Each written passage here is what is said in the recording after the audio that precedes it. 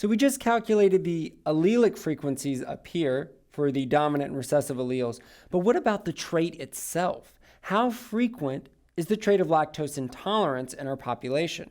Well, both our homozygous dominant and our heterozygous condition are going to be lactase persistent. And our homozygous recessive condition is going to be lactase non-persistent. This is the group that's going to be lactose intolerant.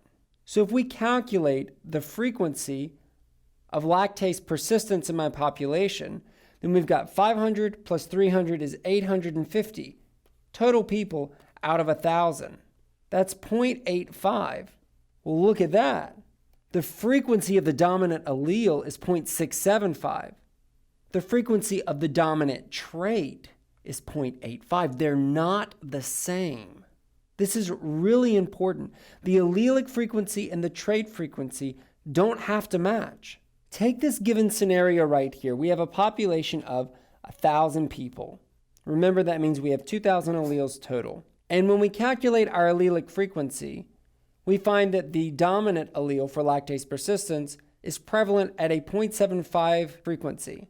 The recessive allele is prevalent at a 0.25 frequency. When we look at the actual trait frequency, lactase persistence comes in at 1.0, 100%. But lactase non-persistent, the trait of lactose intolerance, is 0%. Now, if these things are true, then I want you to enter a possible number of people for each genotype here. Remember, you have 1,000 people to choose from, so whatever your numbers you put in these boxes, it should add up to 1,000. Based on the allelic and the trait frequencies that you see here, I want you to enter in any possible number of people that could be each genotype. Go ahead, give it a try.